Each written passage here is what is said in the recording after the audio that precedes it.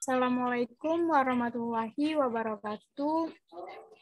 Salam sejahtera semuanya. Saya akan mempresentasikan tugas pengendalian manajemen logistik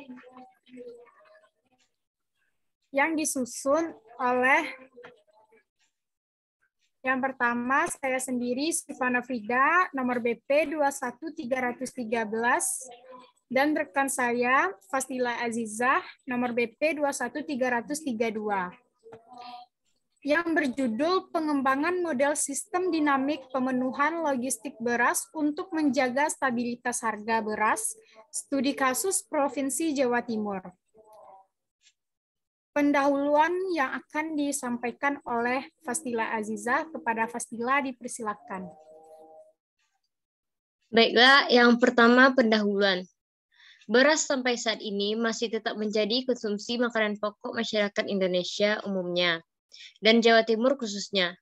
Mudah dimasak, harga yang terjangkau dan tersedia di hampir pelosok negeri, menjadikan masyarakat sulit untuk memilih bahan makanan pokok lain yang sebanding dengan beras. Apalagi kandungan gizi beras relatif baik bila dibandingkan dengan bahan pokok lain seperti ketela, pohon, jagung, dan umbi-umbian. Sehingga wajar bila pemerintah menempatkan komoditas ini sebagai komoditas pangan strategis dan bahkan politis. Provinsi Jawa Timur dengan jumlah penduduk mencapai kurang lebih 35 juta jiwa, sebagian besar mengkonsumsi beras sebagai makanan pokok. Data Susenas tahun 1999 menunjukkan bahwa konsumsi beras masyarakat Jatim tercatat sebesar 91,52 kg kapita per tahunnya. Pada penelitian ini, diusulkan untuk melakukan penelitian pengembangan model sistem dinamik pemenuhan logistik beras yang bertujuan untuk menjaga stabilitas harga beras, studi kasus di Provinsi Jawa Timur. Peneliti fokus untuk meneliti hubungan antar variabel yang ada dalam pemenuhan logistik beras di Jawa Timur, yaitu mengenai kebutuhan pangan, yaitu demand, total ketersediaan beras, supply, dan harga beras dengan menggunakan kerangka kerja sistem dinamik. Kerangka kerja sistem dinamik dapat digunakan untuk menganalisis model dan menghasilkan skenario untuk meningkatkan kinerja sistem karena kemampuan mewakili arus fisik dan informasi berdasarkan kontrol informasi umpan balik yang terus-menerus diubah menjadi keputusan dan tindakan. Suryani 2009.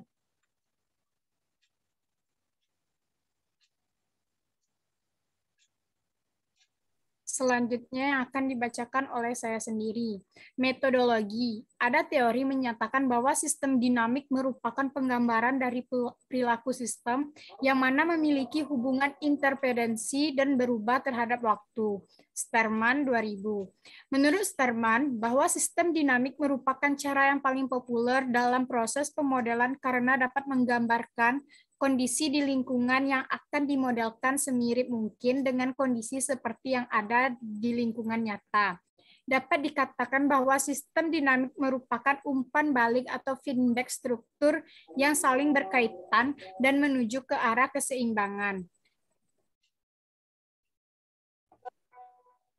Penelitian tentang pengaruh pemodelan sistem dinamis secara umum telah dilakukan oleh beberapa peneliti dengan menggunakan kerangka sistem dinamik untuk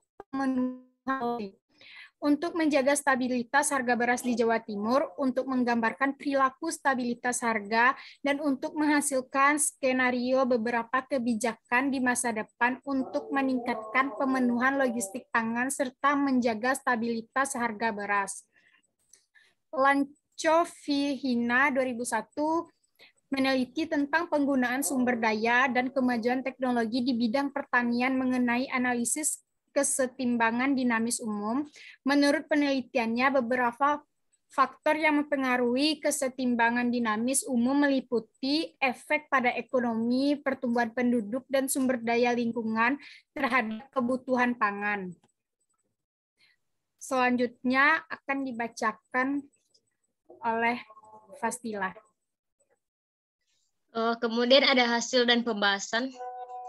Penelitian tentang pengaruh pemodelan sistem dinamis secara umum telah dilakukan oleh beberapa peneliti dengan menggunakan kerangka kerja sistem dinamik untuk pemenuhan logistik pangan untuk menjaga stabilitas harga beras dan di Jawa Timur untuk menggambarkan perilaku stabilitas harga yang ada dan untuk menghasilkan skenario beberapa kebijakan di masa depan untuk meningkatkan pemenuhan logistik pangan serta menjaga stabilitas harga beras.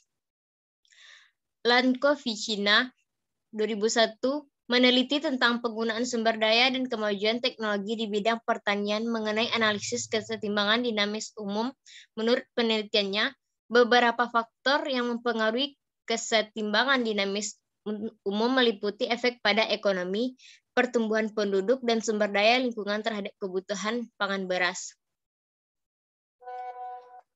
Kemudian masuk pada data. Data yang digunakan untuk penelitian ini adalah data-data yang didapatkan dari Dinas Pertanian Jawa Timur dan Perum Bulog Jawa Timur yang terdiri dari, yang pertama ada populasi penduduk Jawa Timur. Data populasi penduduk Jawa Timur dari tahun 2000 sampai 2011 diperoleh dari Badan Pusat Statistik Provinsi Jawa Timur yang sudah diolah. Yang kedua, luas lahan sawah. Data luas lahan sawah tahun 2000 sampai 2011 diperoleh dari Dinas Pertanian Provinsi Jawa Timur yang sudah diolah. Kemudian ada produktivitas lahan padi per hektar. Data di produktivitas dalam padi per hektar tahun 2000 sampai 2011 diperoleh dari Dinas Pertanian Provinsi Jawa Timur yang sudah diolah. Keempat ada produksi padi, yang kelima ada produksi beras. Kemudian pemodelan data. Pemodelan data dilakukan untuk vertifikasi dan validasi hubungan antar variabel atau formulasi model. Untuk kesesuaian model dengan sistem nyatanya dapat dilihat pada gambar base model pemenuhan logistik beras untuk menjaga stabilitas harga. Yang ketiga ada validasi. Pengujian terhadap model dan hasil perhitungan mean compression kurang dari 5%, sehingga model tersebut dikatakan valid dan benar. Mean compression pemetaan beras atau demand 3,38% dan mean compression supply beras di pasar umum 4,06%.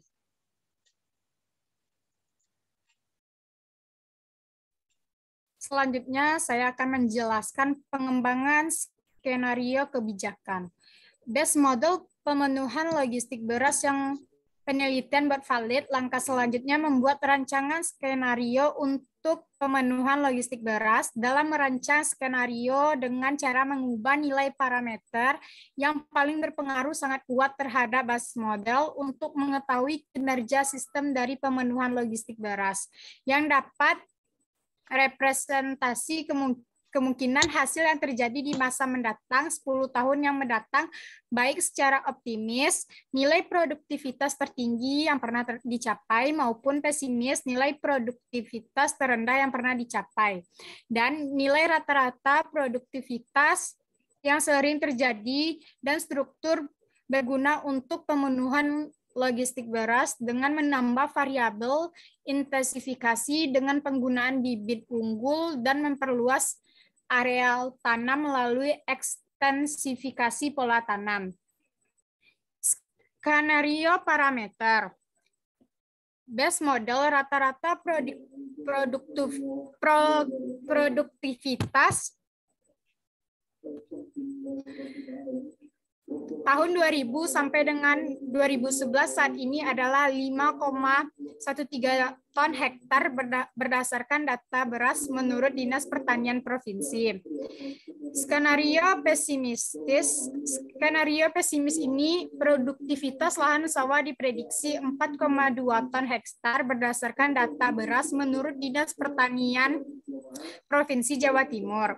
Skenario most likely ini produktivitas lahan sawah diprediksi 5,132 ton hektar berdasarkan data menurut Dinas Pertanian Jawa Timur. Berikut adalah jurnal sistem informasi. Selanjutnya kesimpulan.